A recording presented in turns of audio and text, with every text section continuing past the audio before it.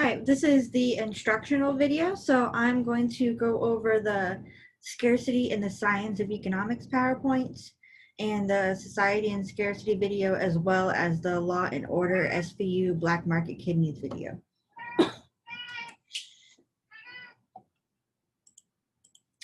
So the first one is scarcity in the science of economics. So our essential question for this lesson is, how should resources be distributed? So what is scarcity? It's a combination of a lack of resources and people's virtually unlimited wants and needs. This is the fundamental economic problem facing all societies. We can't always get what we want. What is economics? Social science dealing with how people satisfy seemingly unlimited and competing needs and wants with the careful use of scarce resources. Notice how it doesn't say anything about money, because it's not always about money. Not every society has money. It's all about how people can satisfy their unlimited wants and needs. Now remember the difference between a want and a need. Want is something that you don't need for survival. You can survive without it, and I mean survive. A need is something like food, water, shelter, clothing to keep you warm. That's something that you need to live. So our needs and wants are usually expressed in terms of economic products. These are goods and services that are useful, relatively scarce, and transferable to others. These products usually fall into two groups, goods and services. So goods are useful, tangible, meaning that they can be touched and held, such as books, cars, and an iPhone. They can be used to satisfy a need or a want. And goods are divided into categories depending upon their use. We have 4 different types of goods: durable, non-durable, consumer, and capital. A durable good is a good that lasts 3 years or more when used on a regular basis. These include tools such as robot welders and tractors, and consumer goods such as cars. Goods that last for fewer than 3 years when used on a regular basis are non-durable goods. Food, writing paper, and pencils are examples of non-durable goods. Consumer goods are goods intended for final use by individuals, such as shoes, a shirt, and a car. And they can be a durable good or a non-durable good. A capital good is a tool or good, such as machinery or equipment, that is used by businesses to produce other products. A service is work that is performed for somebody. So like me, I'm a teacher. I provide a service. The paradox of value. This is where most goods and services have something called value, which is the worth that can be expressed in dollars and cents. So why does something have value, and why are some things more valuable than others? Why would water have a low cost when it's something that we need to survive, and diamonds have such a high cost when diamonds are non-essential? This is the paradox of value. This is a contradiction between the high value of a non-essential item and the low value of an essential item. One way to explain this is utility. Scarcity is necessary for something to have value, but scarcity itself cannot explain how value is determined. So just because something might be scarce does not mean that it has a high amount of value, that it's worth a lot of money. For something to have value, it must also have utility.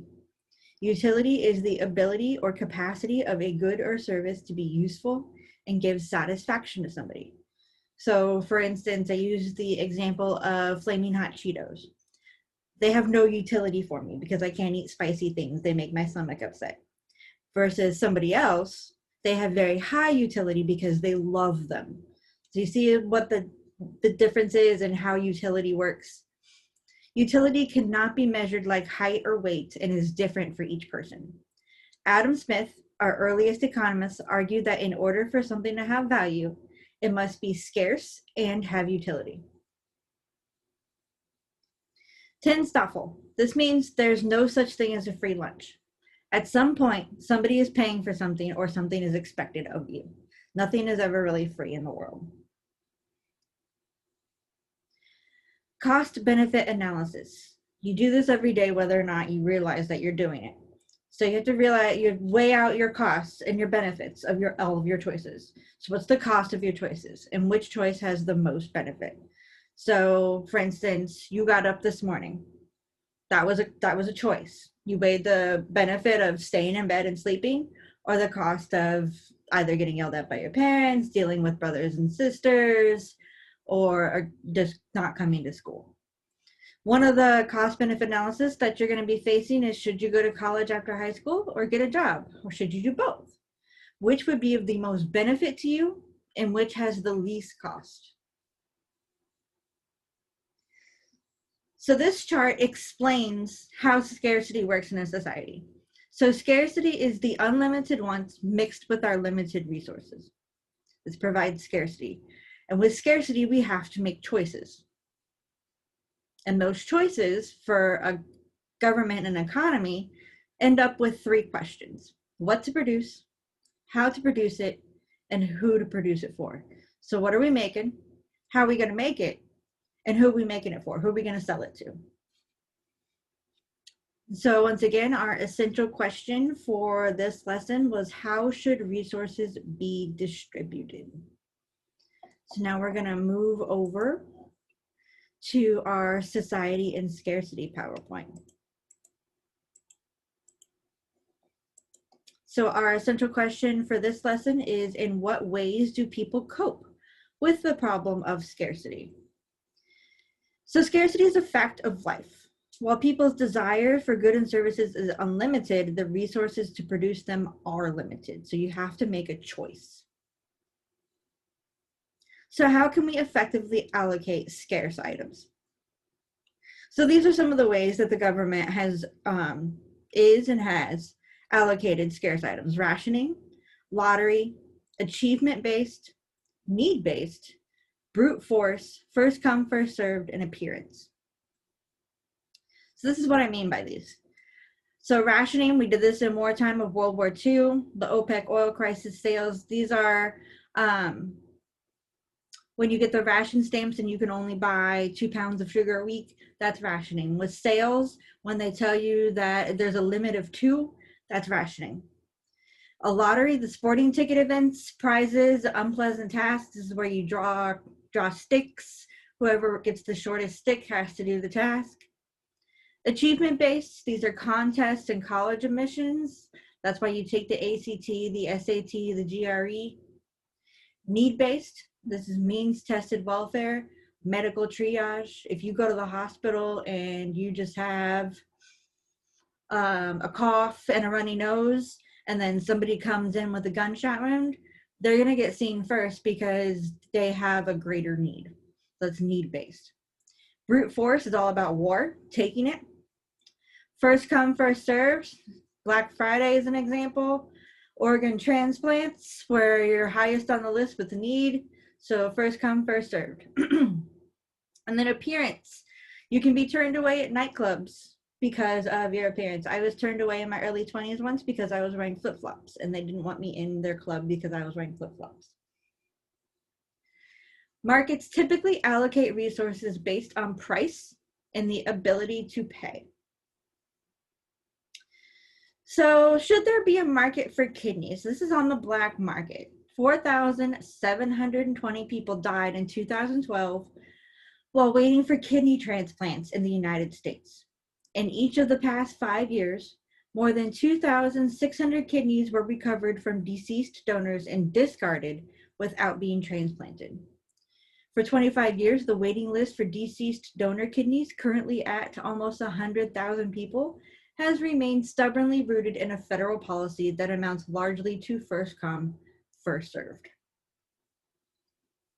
So now we're going to watch the Law and Order video.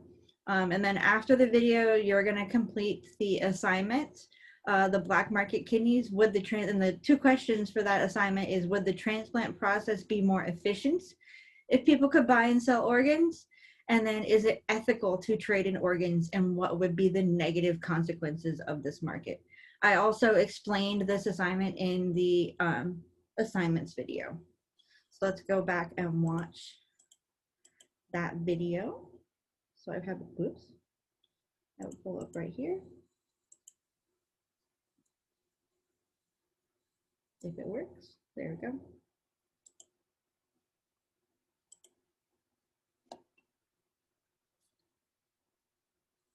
Make sure that my volume's on, it's not.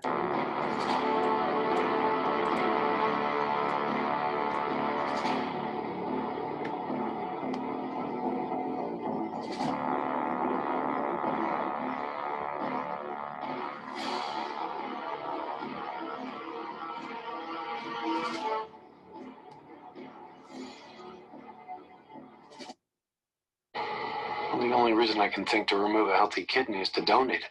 Or to sell it on the black market.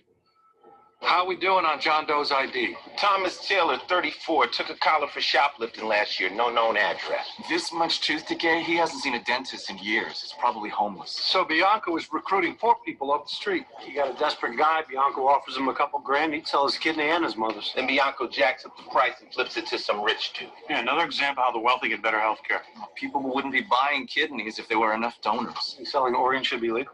Why not?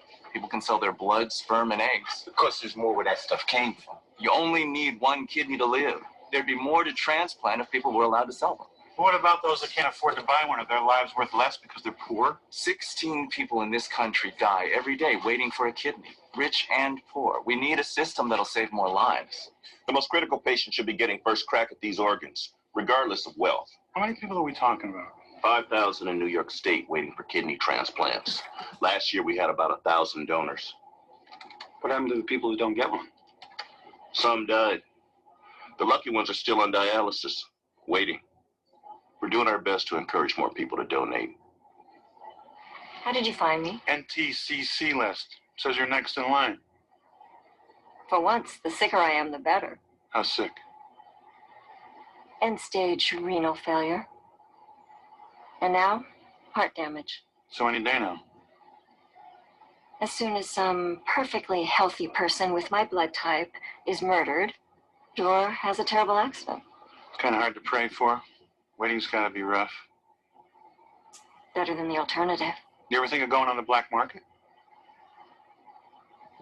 You gonna bust me if I say yes? People say it's wrong to sell a kidney. But then how come they pay everyone else? The transplant team, the NTCC, the hospitals. People who make the rules aren't dying. I'm number 37. Been waiting for 5 years. But the sicker ones keep moving up the list past me. You having any problems, Carmen? Not yet. But I'd like to get off this thing and have a life. In Peru, you can get a kidney in 48 hours. People line up around the block to sell them. Surprised you're not on a plane right now. I would be if I had 100 grand to pay for a transplant. Here, I'll probably die waiting. I've been waiting 7 years. I'm sick of nurses and doctors and hospitals and praying. A man of your means has other options. Buy a kidney. I've had a good life, no regrets. I'd rather leave the money to my grandchildren. But you'd know where to go if you changed your mind. Everybody does. We used to talk about it all the time in my dialysis group. Can you give us a name? I could, but it'd only be a rumor, and I don't necessarily believe it's wrong. James McGovern?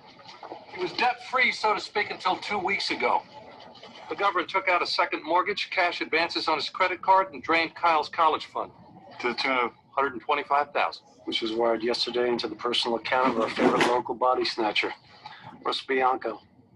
Okay, I made a deal with James McGovern. So you admit you sold him a kidney? Did I say that? See, I don't think I said that. He wants to be one of us. Let's let the feds deal with him. Yeah, well, they're gonna need someone to testify against me, so good luck. You really enjoy playing God, don't you? I'm saving lives. I'm a hero, man. I'm the future. I connect the needy with the need. Yeah, you're a real humanitarian, using the poor as spare parts suppliers for people with money. The donor gets paid, a dying person lives, everybody wins. Especially you after you get your cut. When I'm not entitled, I assume all the risk. It's business. You wouldn't be saying that if it was your mother or your wife or your child that were dying. You know, you'd be begging for my phone number. Well, your number's up. Feds will be putting you away for 10 years easy. But give us a transplant, sir, and we'll see to it that you're home by Christmas. Man, you guys didn't hear a word I said, did you? Who the hell are you? Police. Please stop what you're doing. I have to close this man's incision, and you have to get out of here before he gets infected. Where's his kidney? Right there. And it's going into Kyle McGovern. No, it's not. It's evidence. And you're under arrest for trafficking in human body parts. Now close him up. I've got less than 24 hours to transplant that kidney. Doctor, you're not transplanting anything. Just please get changed. I'm not going anywhere until that donor wakes up and Kyle McGovern is transferred to a hospital. What happened to Kyle? He's in a hypertensive crisis. His blood pressure's through the roof. He needs a kidney in the next few days. He's on the transplant list. I have a kidney for this dying The woman. law says that you can't save him this way. Now, doctor, Please go check on your patient before we take you in.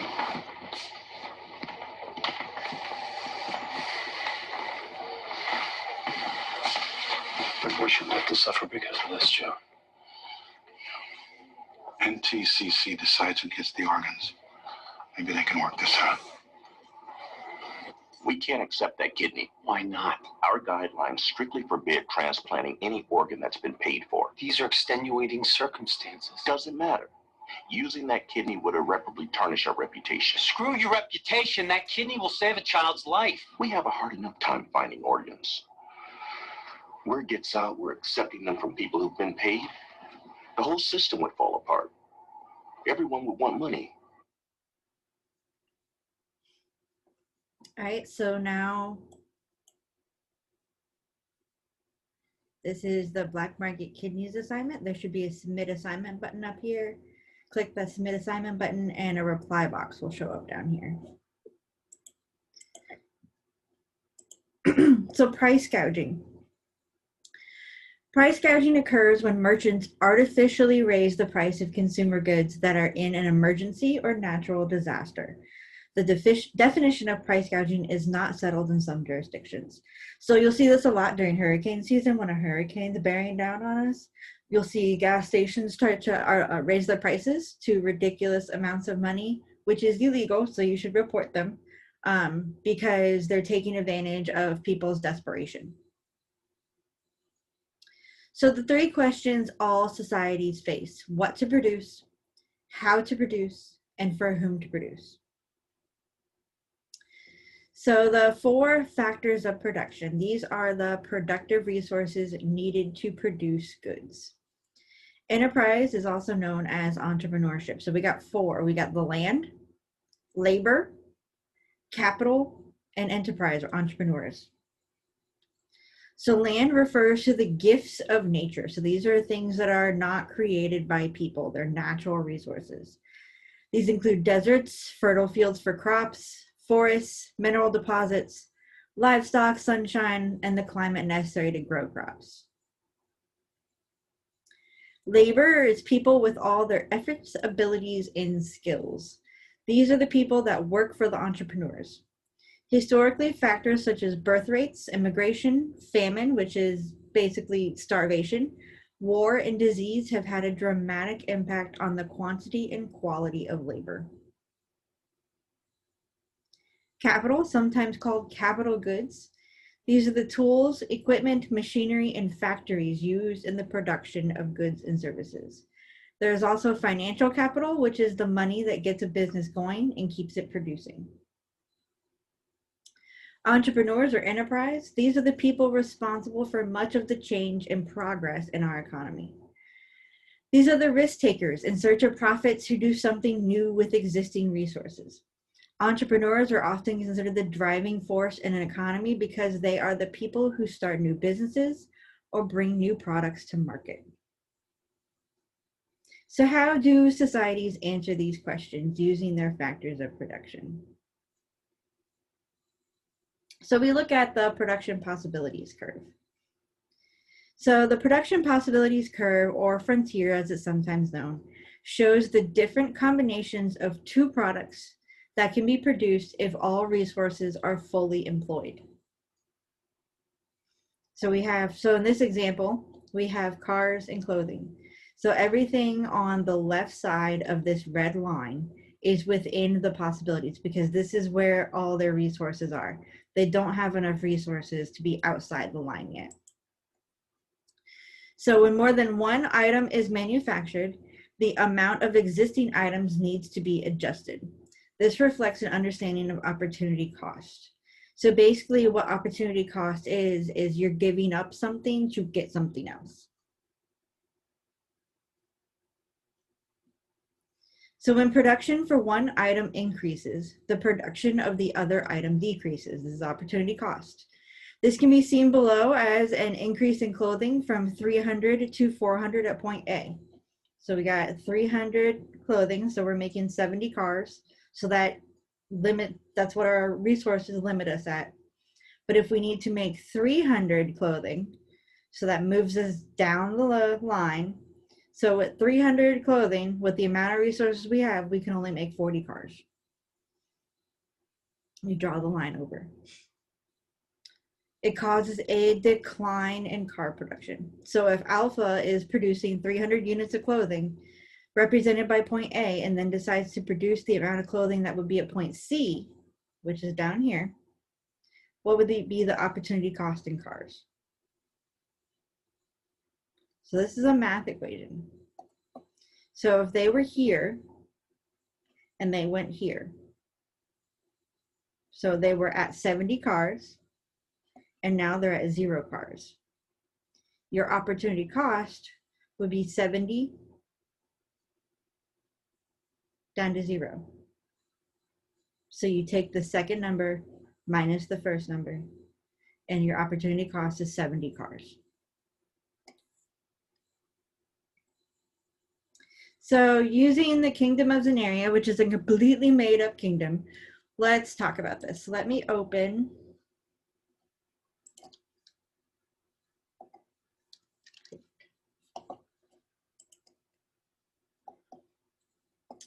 So let's get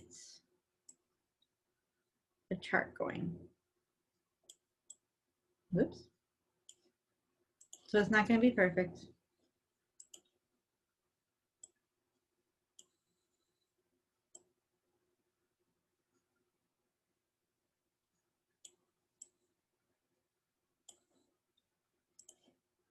So we're going to say this is corn.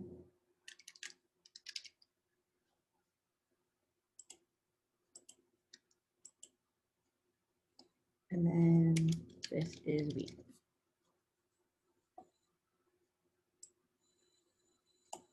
All right. So now let's go back to our PowerPoint. So the kingdom of Zenaria. So farmers only have the equipment and resources to make corn. So what factor of production is this? Equipment and resources. Let's go back. So land, no, those are gifts of nature. That's not equipment, but it could be resources. Labor, no, that's not equipment. Capital, tools, equipment, machinery. There we go, it's capital. So the factor of production is capital for equipment and resources. So now we're gonna draw the graph to represent how much wheat and corn they would be producing. So remember our curve. So we're gonna go over here and we're gonna see if Miss Gibbs can draw a curve without it looking goofy. Probably not. Curve. That is not a curve. Hey, look at that. That's fancy. All right, so draw the graph to represent how much wheat and corn they would be producing. So they only have the equipment and resources to make corn. So remember down here, if Alpha is producing 300 units of clothing represented by point A and then decides to produce the amount of clothing at point C, we're at 0. They use up all the resources. So if our only resources are to make corn,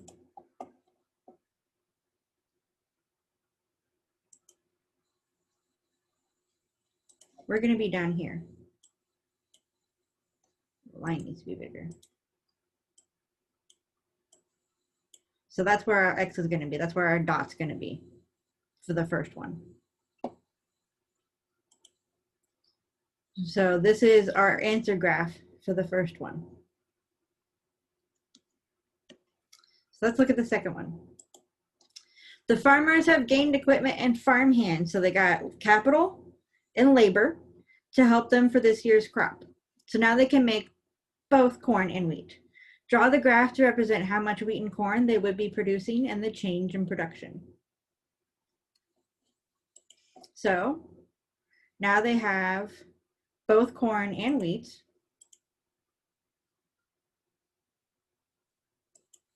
But there's a change in production because they've gained. So the only way that you can increase your curve is by increasing your factors of production. So we're going to increase our curve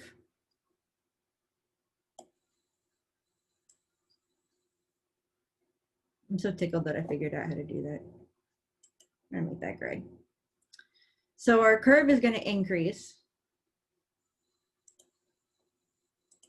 And we're going to draw some arrows showing that it's increased. So we know which is 1 and which is 2. And draw the graph to represent how much wheat and corn they would be producing and the change in production. So we got the change in production, so we showed that it's increased. And if they're making both wheat and corn, they're probably going to make about the same amount. So I'm going to put it in the middle. So we have our change in production because we've added factors of production. We've added capital and labor.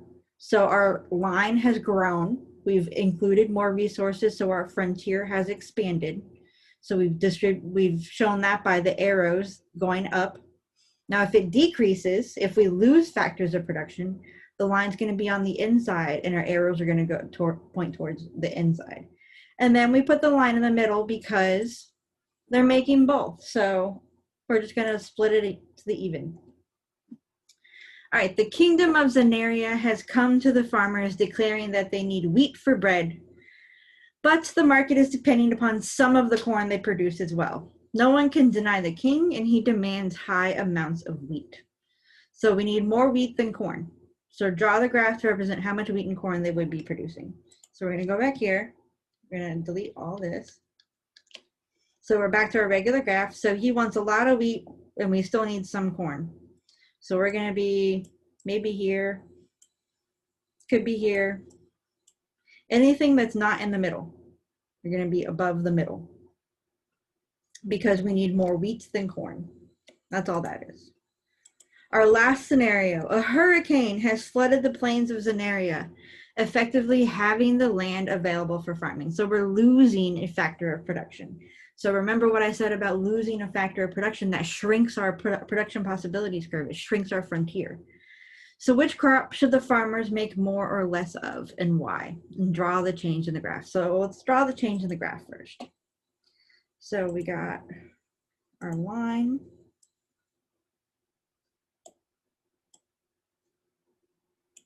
So we're decreasing because we've lost a factor of production.